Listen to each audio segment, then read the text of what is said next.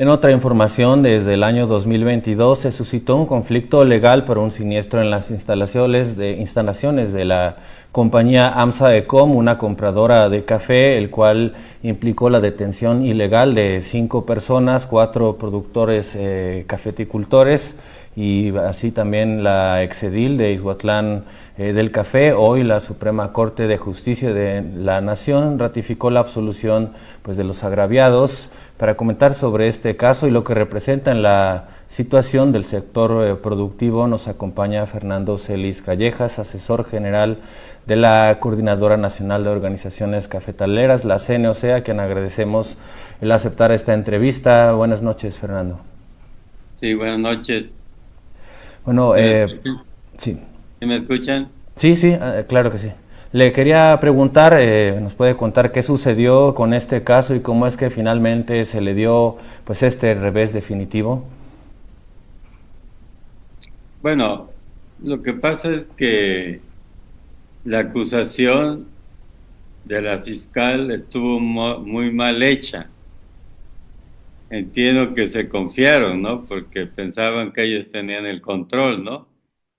Entonces metieron pruebas falsas, testimonios falsos, este, por decir un ejemplo, ¿no?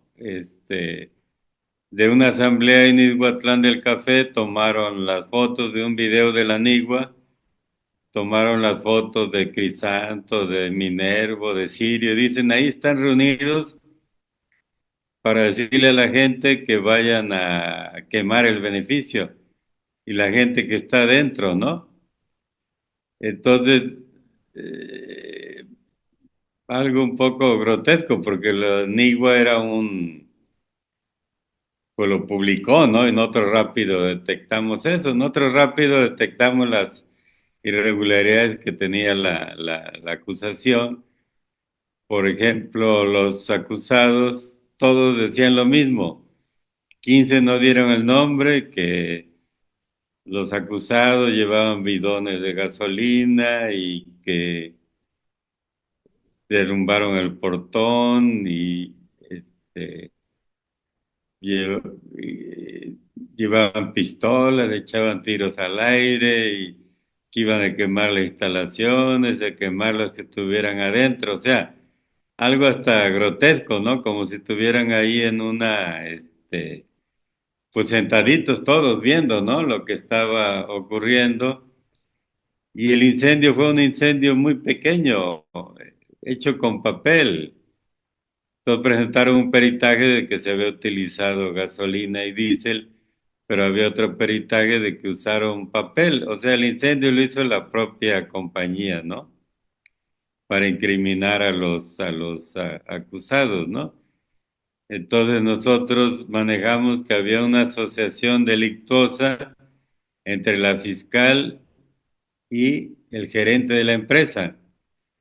Y ahora queda claro, o sea, el que estaba detrás era Eric Cisneros, ¿no? Y al parecer estas compañías le estaban dando financiamiento para su campaña, ¿no? Entonces, pues utilizaron a la fiscal para montar una venganza a varios niveles, ¿no? Contra Viridiana era por cuestiones políticas, ¿no? Y Sirio Minerva era porque protestaron por la baja de los precios. Otra persona porque criticaba un esquema que tienen ahí de que compran café certificado para la empresa Nespresso de la Nestlé, pero compran café convencional y lo revuelven y lo venden caro y se quedan con las ganancias. Es un gran negocio, ¿no?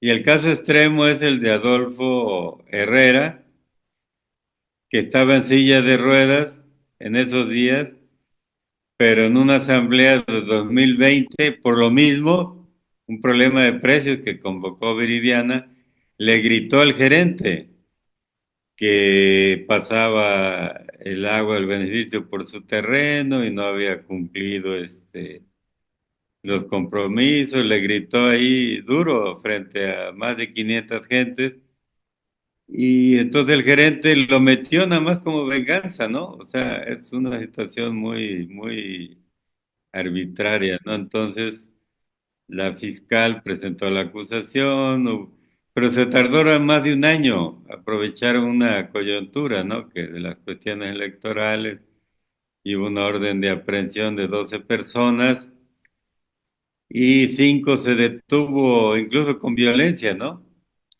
Y se llevó a un penal de alta seguridad cuando no debería ser. Entonces, la gente se movilizó, hizo manifestaciones y iba a acusar de acción delictuosa, ¿no? Declaraciones fuertes, ¿no? Y que el gobernador era responsable. La empresa decía que se iban a pasar 30 años en la cárcel y a un mes y días ya habían salido tres, ¿no? Y después dos, o sea, el gobernador se tuvo que echar también para atrás, ¿no? E intervenir ahí en la fiscalía. Fernando, se trata de entonces de una... Se coaligaron las autoridades y esta compañía, las autoridades de entonces, incluyendo la supuesta autonomía fiscal, pues se coaligaron para reprimir a los cafetaleros ante esta situación de manera local y de paso, pues ahí darle un golpe político a la ex alcaldesa Viridiana Bretón. ¿Es así?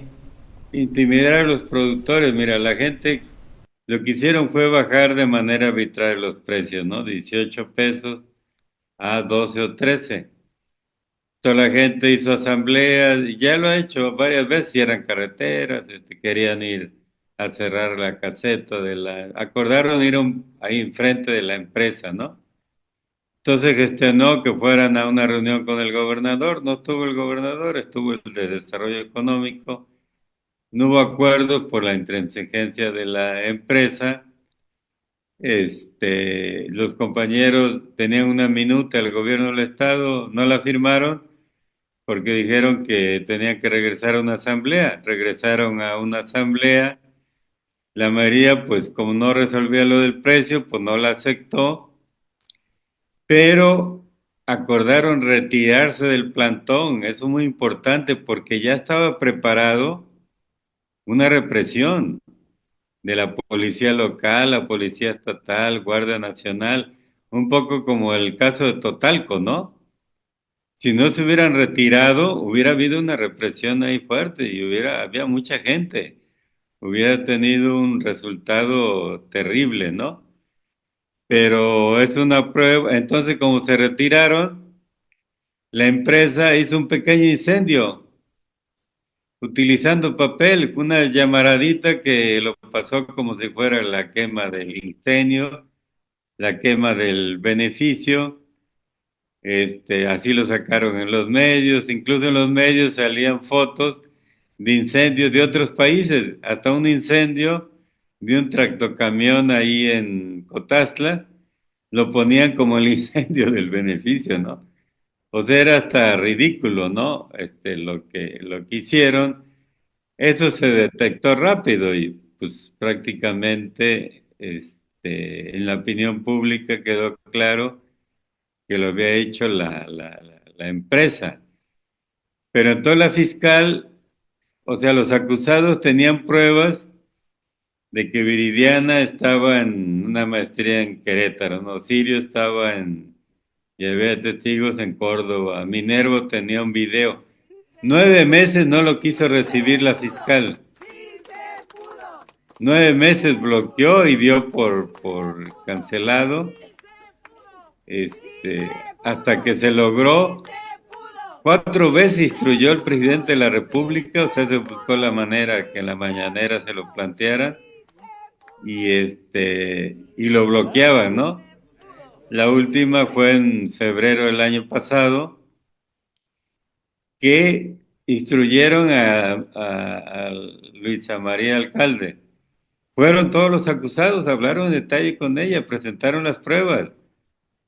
Lo dio el grupo jurídico y acordó solicitarle a la fiscal que se desistiera, porque era una cosa, y no se desistió La fiscal se entiende que con el apoyo del gobernador, después se logró que el juez hiciera la solución vía sobreseimiento, apeló la empresa, se mandó al Tribunal de Justicia y se pasó 9 meses sin que el Tribunal de Justicia revisara el caso y se veía ahí la influencia de la fiscal y del gobernador. Fue hasta que entró este nuevo gobierno y hubo una intervención ahí del procurador agrario y la gobernadora y en un mes y medio revisaron el expediente y dieron una conclusión contundente. O sea, lo interesante de esa resolución es que es muy detallado, señala las contradicciones de los testigos, ¿no? O sea, hablan de fechas distintas e introduce algo que el juez no había metido, que son las pruebas de los testigos. Entonces el Tribunal de Justicia señala, son inocentes porque tienen pruebas. Eso no lo había considerado el juez. El juez manejaba los testimonios falsos y que había un peritaje que decía que no se había utilizado gasolina, sino era papel, ¿no? O sea, obstruyeron 18 meses. O sea, este caso debió haberse resuelto hace 18. Era tan Es decir, evidente, tan mal tuvo, estructurado. tuvo que intervenir el altiplano, si no, y si es por la fiscal, ahí los mantiene detenidos, privados de su libertad y además señalados, ¿no? De este delito, pues de manera indefinida o hasta que pues se le ocurriera atenderlos. Pero bueno, esta situación ahora que ya ha tenido esta ratificación por parte de la Suprema Corte, pues de que no son responsables por lo que se les señalaba, termina aquí y ya no van a Bueno, es que la proceder. empresa, miren, el abogado de la empresa, el gerente internacional de la empresa Econ, Eduardo Esteve, cuando señalaba que se le iba a acusar de acción delictuosa, estuvo dispuesto a llegar a un acuerdo, porque sus accionistas veían ese escándalo, ¿no? Él no quería pues, afectar el prestigio de la empresa. Estaba dispuesto a que no se les demandara y que ellos se retiraban. El problema es que él mismo decía que había 3 grupos de presión en México, que permitió que ya se tenía un acuerdo incluso por escrito. Y esos eran el gerente de la empresa, los funcionarios estatales, que no se quería que se terminara el caso, y algunos funcionarios estatales, nacionales, Víctor Villalobos, Santiago Argüello, que estaban ligados a las empresas.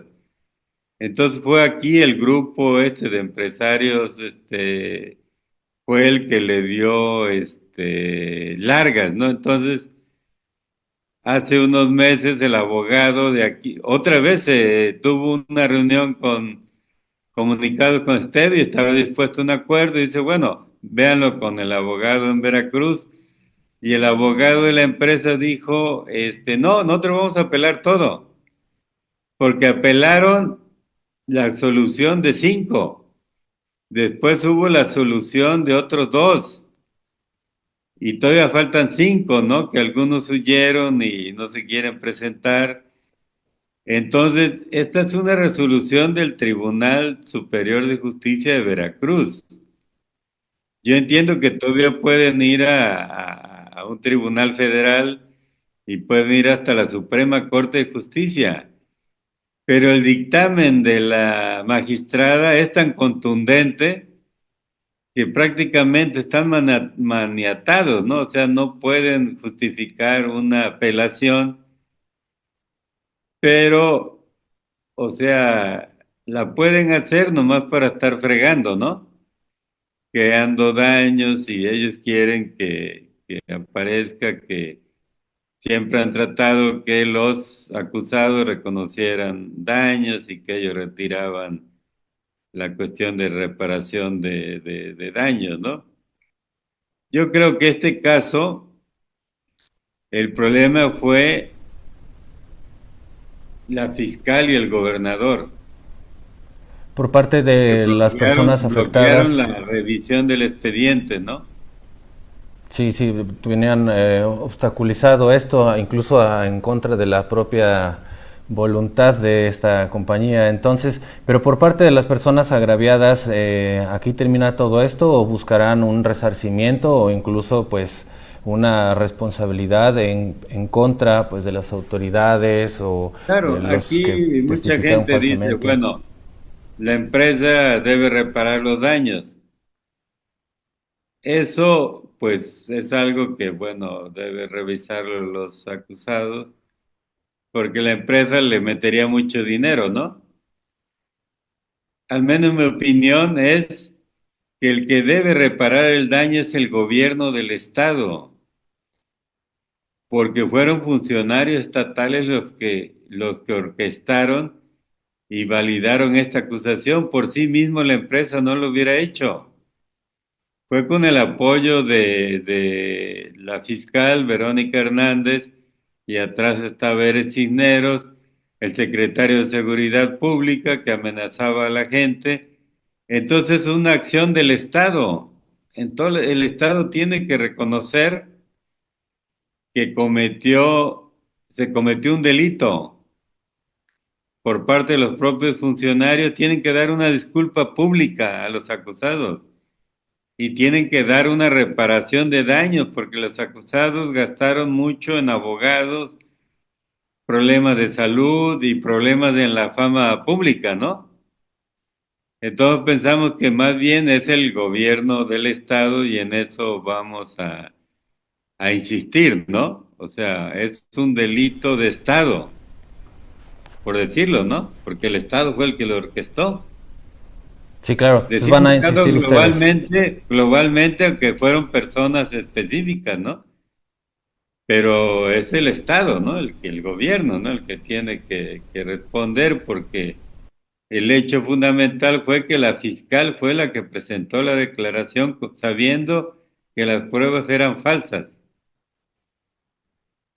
Sí, sí, la fabricación de este delito. Bueno, Fernando Celis, queríamos preguntarle también de manera breve, pues, ¿cuál es la situación actualmente del sector? Han señalado que se sigue manipulando los precios. ¿Qué obstáculos enfrenta actualmente, pues, esta actividad de la caficultura en Veracruz? Bueno, ayer hicimos una reunión ahí, se hizo en el Consejo Estatal del Café. Entonces tenemos una encuesta de precios en 16 poblados.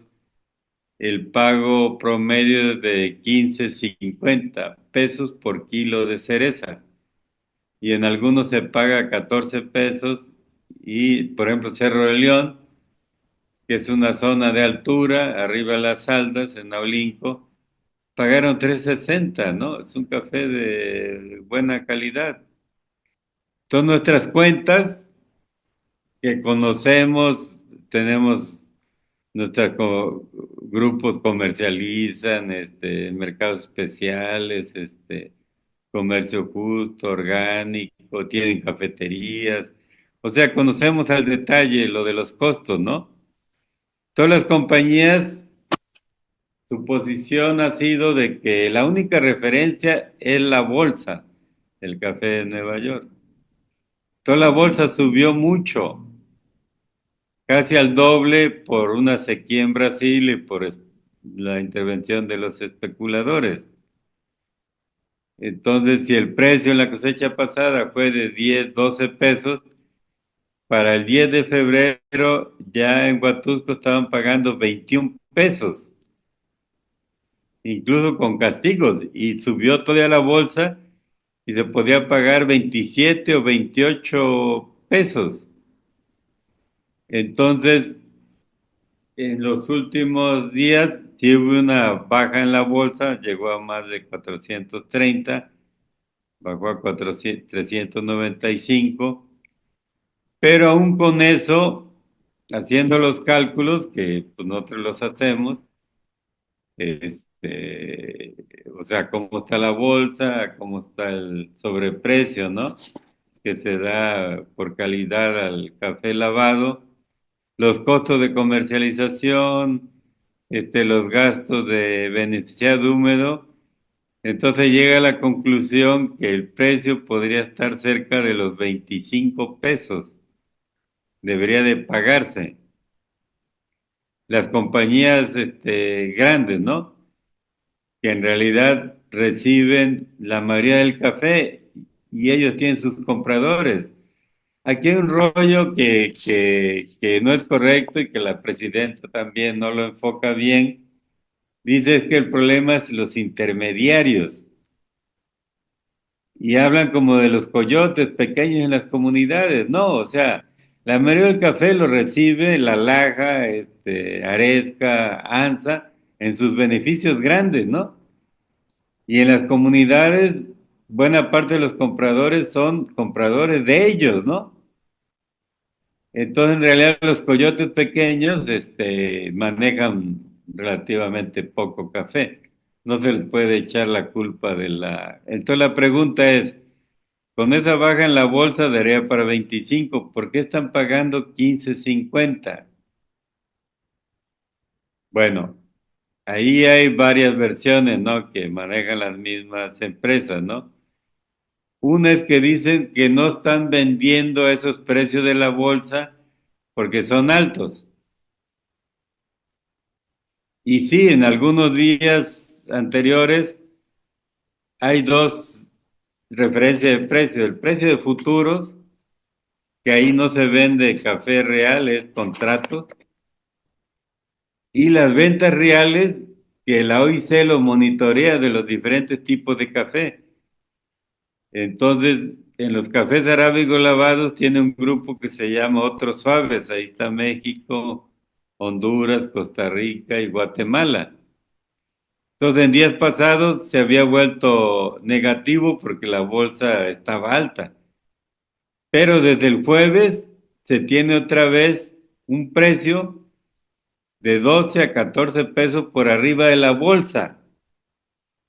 Entonces, la referencia real finalmente no es la bolsa, sino el precio en físicos, a cómo se está vendiendo.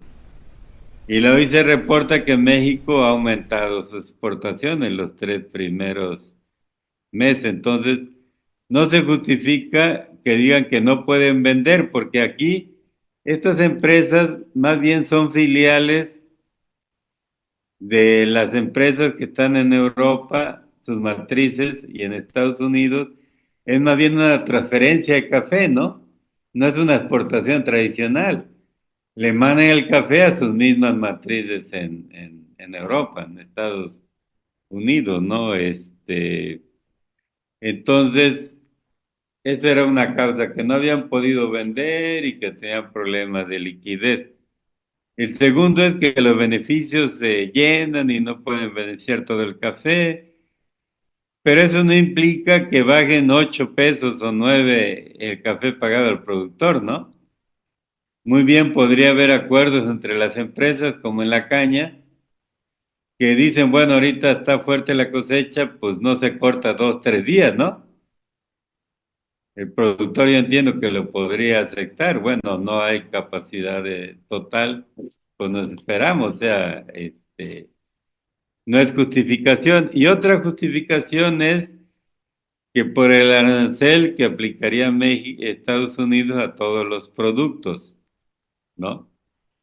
Especulación al Entonces final. algunos dicen, bueno, si se aplica el 25% y está a $400, entonces la empresa exportadora tiene que pagar otros $100 de impuesto. Entonces dicen, bueno, pues entonces lo descuentan a los productores de una vez, ¿no? Sí, claro, siempre le Pero ahí afectan hay que ver las directamente. cuentas, hay que ver las cuentas. La producción nacional es de 4 millones de sacos, se importan 2 millones de sacos, el mercado es 6 millones de sacos. La mayor parte, y ahí está la encuesta de la misma industria, el Departamento de Agricultura de Estados Unidos, el consumo nacional es de 3.1 millones de sacos. O sea, más de la mitad se consume en México. Pues ahí, ¿cómo le van a aplicar arancel si no se exporta a Estados Unidos? Y lo que se exporta son 2.9 millones de sacos. y alrededor del 60% va a Estados Unidos, lo demás va a Europa.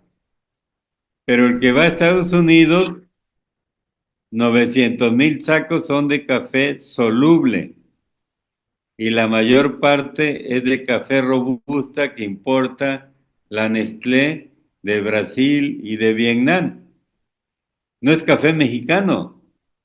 En todo caso, que les descuenten a los brasileños, ¿no? ¿Qué sería lo mejor para ustedes si se Las hiciera en... exportaciones, termino, las exportaciones mexicanas a Estados Unidos son alrededor de 1 millón de sacos, del 25%. Entonces, ¿por qué le van a descontar a todos los productores si el potencial de afectación es del 25% del café?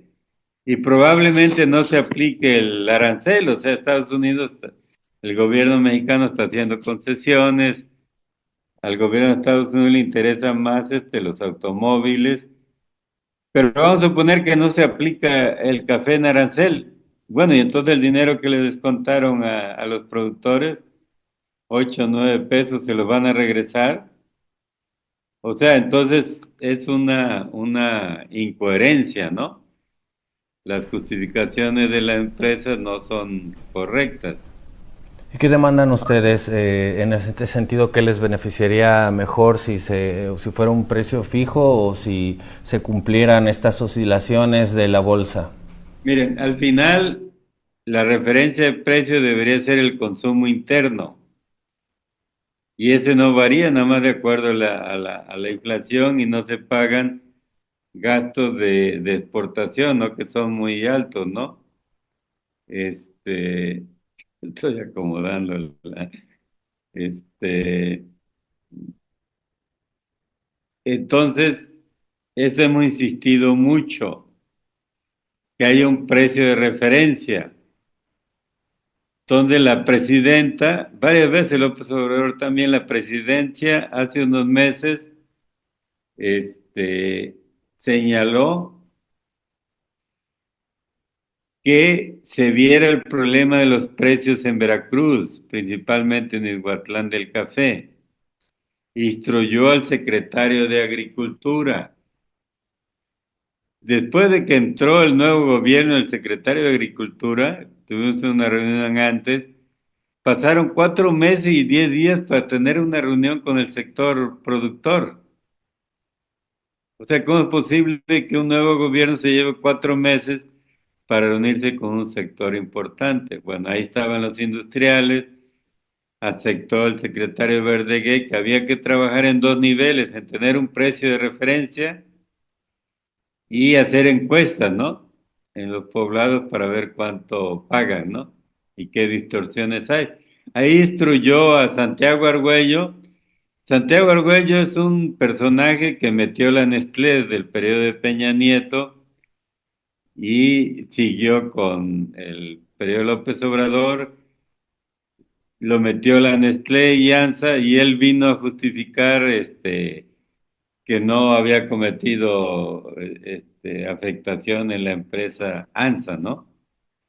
Entonces le pidieron una nota a Verdeguer sobre el cálculo de precios. Supone que esa reunión fue el 10 de febrero, nos la debe haber entregado al otro día. No nos han entregado ninguna nota. Nosotros el otro día mandamos nuestra propuesta, donde señalaba el desglose del precio que se podía pagar. Este, entonces, aquí se hizo una conferencia de prensa, se habló con el secretario de gobierno, después con el secretario de la SEDARPA Calderón, él se comunicó con Verdeguer, se comprometió Verdeguer a venir a Veracruz para ver este tema de los precios. O sea, nosotros colocamos ahí el tema de los precios y esta es nuestra propuesta, ¿no? Se está castigando, queremos que se pague esto, ¿no? Entonces, ya se reunió Verdeguer, dijo que se iba a reunir con la industria, comercializadores, ya se reunió, pero lo que se ve es que no los convenció de nada, porque al contrario, esas compañías bajaron más el precio, ¿no? son compañías muy cerradas, ¿no? No quieren ninguna negociación, entonces la reunión va a ser este sábado y van a estar los compradores grandes, el secretario de Agricultura, del gobierno del estado y una representación del sector productor. Y nuestra propuesta va a ser muy concreta y se la vamos a pasar antes, o sea, en una hojita. O sea, la bolsa está tanto, el diferencial positivo tanto, el tipo de cambio tanto, entonces el precio del quintal pergamino debe ser tanto, menos el gasto de beneficiado húmedo y contra el rendimiento, que ahí depende de cuántos kilos de cereza necesitan para un quintal, puede ser 250, 260, 270, calculamos 260, entonces deberían pagar pues entre 24 y 25 pesos. Están pagando 15.50 y hay una tendencia a la baja. Entonces ahí, ¿qué va a pasar? Yo creo que los industriales no van a aceptar. El gobierno pues no se ha decidido a pues, regular, ¿no? Y el Bueno, sector productor pues es muy amplio, está disperso y luego hay diferentes opiniones, pero la comisión que elaboró la propuesta es la comisión que representa al sector productor en el sistema Producto Café Nacional. Probablemente esa reunión lleven a gente que jale con las empresas, ¿no? Y que nos ataquen, ¿no? O sea, hay un riesgo también, ¿no? Pero nosotros va a ser muy puntual, o sea, en una hojita vamos a entregar, lo que queremos es que a partir del siguiente lunes paguen este monto porque eso es lo que dan los resultados de la bolsa y los gastos, ¿no? pues la coyuntura lo exige y estaremos pendientes de los acuerdos que se realicen o si no se logran también estaremos al pendiente y buscaríamos retomar esta conversación. Fernando Celis Callejas, asesor general de la CNOC, que le damos también muchas gracias por atender esta entrevista. Una cuestión final, rápido, o sea, muchos dicen, bueno, ¿y por qué se avientan las empresas a un abuso tan grande, ¿no? Y que encabeza principalmente la empresa esta ANSA Econ. Y yo lo que observo es que acaba de entrar en el Consejo Nacional Agropecuario Jorge Esteve, que es el director de ANSA Econ en México, propietario de ANSA y de Granjas Carol. Entonces ahí se agrupan a la mayoría de las empresas agroalimentarias, los que portan hortalizas, tomate, mezcal, tequila, entonces tienen influencia y están muy ligados ahorita con el gobierno, pues para ver cómo negociar los aranceles, ¿no? Muy en contacto, ¿no? Entonces, entonces mi conclusión es que se están aprovechando, ¿no? De que llegó esta persona a la dirección de el consejo y que el gobierno los tiene que tratar mucho para ver cómo resolver el problema de los aranceles, ¿no? Porque las exportaciones agroalimentarias de Estados Unidos son grandísimas, ¿no? Que se aplica un arancel sería muy, muy grave. Entonces, los gerentes acá de Veracruz, pues dicen, pues tenemos poder, ¿no? Ahí están nuestros jefes tratando con el gobierno no va a hacer nada, los productores pues los intimidamos, ¿no? De que les vamos a bajar más el precio.